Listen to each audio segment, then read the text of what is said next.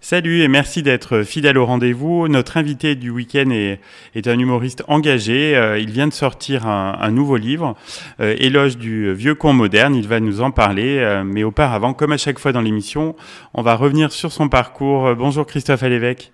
Bonjour. Christophe, comment vous allez débuter votre carrière en fait sur la scène des cafés-théâtres parisiens? Oh, ça s'est fait d'abord, j'ai démarré en duo avec un pote que j'ai rencontré dans un cours de théâtre.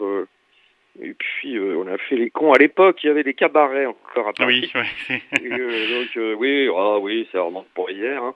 Et on a éclusé les cabarets, pas que les cabarets d'ailleurs, on a bien éclusé. Et puis après on s'est séparés, il a voulu faire autre chose. Et moi j'ai démarré tout seul en 91, c'est-à-dire il y a 30 ans pile. Voilà. Et dans quelles circonstances vous allez participer à l'émission Rien à cirer de Laurent Ruquier? Oh, c'est juste après, c'est par l'intermédiaire de Jean-Jacques Vanier à l'époque qui était dans l'émission. Ah oui, oui. Et puis on était toute une bande d'humoristes à l'époque qui démarrions, on était tout le temps fourrés les uns avec les autres. Et puis voilà, j'ai envoyé ma petite cassette à Laurent qui m'a répondu tout de suite. Voilà, j'ai fait la première émission, je me rappelle, c'était Bernard Lavillier. Là. Ah oui. Et voilà, et je me suis aperçu en fait que l'invité avait plus peur que nous. Oui. Et ça s'est très bien passé. Et après, hop, ça y est, c'est parti. Et ça s'est enchaîné, donc on va se gêner sur Europe 1 et puis on a tout essayé sur France 2. C'était là un peu la suite logique. Oui, parce qu'à l'époque, toujours maintenant, Laurent, il a toujours travaillé en bande. Oui. Et on s'est bien éclaté, hein, je dois le dire. Et ça a été important pour votre notoriété. Ça vous a amené un public plus large? Oui, bah évidemment, parce qu'à l'époque, Rien à tirer, c'était la grande émission de la radio. Donc on faisait, je me rappelle, on enregistrait le dimanche matin dans des zéniths. Donc c'était hallucinant, quoi. C'était un engouement. Et puis alors une liberté de ton. Oui, qu'on n'a peut-être plus maintenant. Ah quoi, c'est pas peut-être, on n'a plus. Je confirme. Et en 2002, donc il y a votre grand succès avec le spectacle à l'évêque. Il était irrésistible ce spectacle, non, pour le public? Bah c'est assez bien enchaîné, c'est-à-dire j'ai jamais j'ai eu la chance de jamais galérer, quoi. Donc après une carrière, hein, c'est fait de haut et de bas. Donc le tout c'est de le savoir au départ. Donc oui, c'est ça, d'en mais avoir comme pour moi confiance. c'est un cadeau. Voilà, moi j'ai fait ce métier comme j'aurais pu faire traverser l'Atlantique à la rame. Hein. C'est-à-dire, je cherchais quelque chose d'impossible à faire pour moi. Donc, et le plus impossible, c'était d'être comédien. Donc, j'arrivais de ma Bourgogne natale. Personne dans ma famille n'était artiste en remontant sur 18 générations. Et je me lance là-dedans. Donc, je m'étais dit, moi, si ça fonctionne pas tout de suite. J'arrête, je fais autre chose, quoi.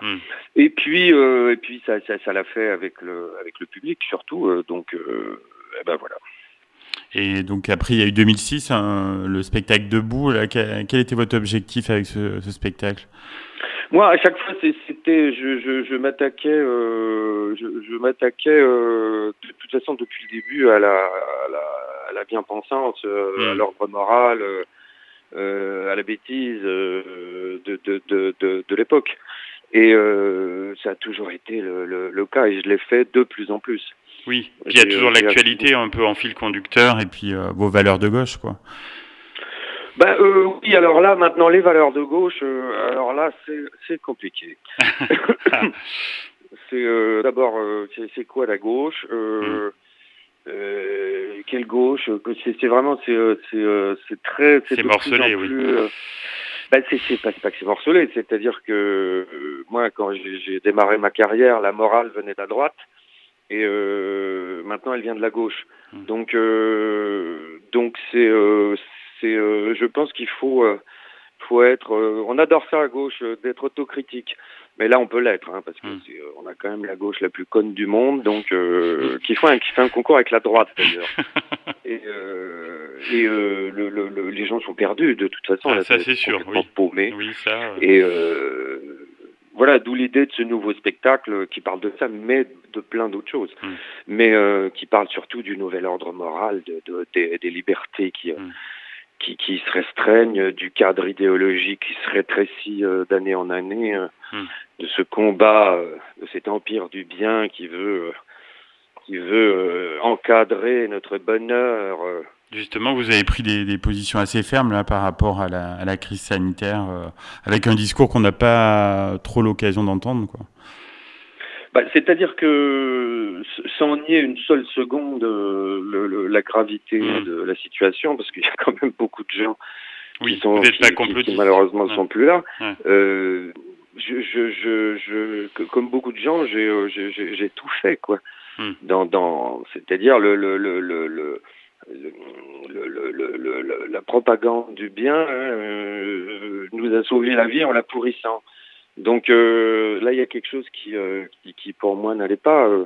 Et puis l'absence totale de débat et ce couloir de pensée duquel on peut pas sortir sans se faire insulter. Donc voilà. Et puis cette angoisse permanente, cette culpabilisation, cette infantilisation. Enfin, pendant la crise sanitaire, on a atteint l'apothéose, la délation qui est revenue. Oui, la nature humaine dans toute sa splendeur. Voilà. Et si vous voulez, on veut nous faire vivre dans une sorte on voudrait nous faire vivre dans une sorte de parc, voilà, où tout est bien, où l'homme est parfait, voilà. Et puis dès qu'il y a un problème, on s'aperçoit que les gens se ruent sur les pâtes, les conserves et le PQ, quoi. C'est-à-dire, c'est la nature humaine. La nature humaine est comme ça. Oui. Nous sommes des êtres, comme disait Voltaire, pétris de faiblesse et d'erreur. Voilà, et on veut faire de nous, on veut nous faire marcher à la trique avec la tolérance zéro. Non, et on obtient l'effet inverse, c'est-à-dire on obtient des insultes, de la violence, enfin ce qu'on voit maintenant. Donc tout ça ne va pas. Alors Christophe, depuis quelques jours, vous avez sorti un nouveau livre, Éloge du vieux conte moderne. Alors pourquoi réhabiliter, comme vous dites, ce personnage pittoresque qui a toujours représenté à mes yeux le condensé de tout ce que je détestais et combattais? Mais parce que le vieux conte, comme l'époque, a changé. C'est-à-dire que le vieux conte maintenant, c'est pas un con vieux. C'est pas du tout un réactionnaire, c'est pas du tout un conservateur. S'il est conservateur, c'est de la révolution.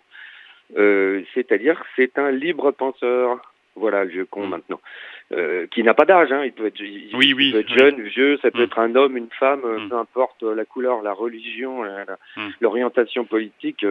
Voilà, c'est un résistant maintenant, le vieux con d'aujourd'hui. C'est un libre penseur qui veut disposer de sa vie et de sa mort impunément. Voilà, et qui n'a pas envie de nager dans le couloir de pensée. Et puis dans le cadre idéologique qu'on lui montre. Voilà, il veut continuer il veut avoir du plaisir, il veut pas qu'on encadre son bonheur. Voilà ce que c'est un vieux con de maintenant, c'est un résistant. Voilà, et on l'est un peu tous, quoi. Il y a un petit côté vieux con moderne, non, chez chacun. Oui, il suffit de le réveiller. Moi, je me suis aperçu quand j'ai commencé à parler de ça autour de moi, que plein de gens, et les gens qui ont déjà lu le bouquin, quel que soit leur sexe, leur âge, et peu importe, m'ont dit, mais oui, je suis donc un vieux con d'aujourd'hui. Parce que les gens ne peuvent plus. On le voit bien, enfin, la frustration monte, la colère, on veut faire de nous des êtres humains qu'on n'est pas. Voilà, et puis le manichéisme qui est revenu là, à partir du moment où on n'est pas dans le couloir officiel, on est soit un ringard, un inconscient, un extrémiste, enfin peu importe, un méchant, quoi. Oui. Et donc on peut adhérer, il y a une charte du club des vieux cons. Nous avons créé le 19 octobre de l'an 2021 le club des vieux cons modernes. Voilà, il y a une charte et les gens pourront adhérer gratuitement, évidemment. Hein. Bien sûr, oui. Voilà, et ce club des vieux cons, c'est juste un club de débat, parce que le débat, le vrai, a disparu, l'esprit critique est dans le formol, enfin, et nous, on veut relancer ça, quoi. On veut... Moi, je pense que l'époque est à la philosophie, voilà. Très C'est vrai un peu qu'on pense. Notre problème, il n'est pas économique, social, sociétal, je pense qu'il est existentiel. C'est-à-dire qu'on avance, mais on ne sait plus où on va. Donc, posons-nous, philosophons. Voilà. Est-ce que vous viendrez en Auvergne alors nous présenter ce livre? Ah oui, ben, je viendrai en Auvergne, mais non seulement ça, mais jouer le spectacle. Puis vous êtes venu il y a pas très longtemps à la Baie des Singes. Voilà, je suis en train il est en période de rodage, comme on dit, et puis mais il va bientôt être au point. Il va être, le spectacle assez surprenant. Donc, et la réaction des gens, je le vois bien parce qu'ils sont dans le spectacle à la fois. Parce que je vais quand même assez loin. Donc, oui, on vous connaît à la fois de temps en temps un peu sidéré, puisque c'est un langage, un ton, la liberté d'expression qu'on n'entend plus. Et oui, on n'a plus l'habitude. Du tout. Donc, on a perdu l'habitude. Donc, sur scène, tout d'un coup, paf. Et à la fin, les gens sont. Je les ai jamais entendus applaudir autant que ça. Je pense que c'est pas dû que à ma performance. Oui, non, ça parle au public. Ça veut dire que les gens sont, ça les libère, quoi. Il y a quelque chose qui leur fait du bien, oui. Vous avez d'autres projets là, Christophe, dont vous souhaiteriez nous parler? Ben, il y a déjà un livre, un spectacle, donc. Oui, c'est pas mal déjà. C'est un club. Écoutez, on verra par la suite. J'ai un roman dans les tuyaux là qui est bientôt fini d'écrire. Super. Ce sera pour plus tard. En tout cas, vous êtes le bienvenu sur cette antenne quand vous le souhaitez. À bientôt. Mais pas de problème. À bientôt. Au revoir.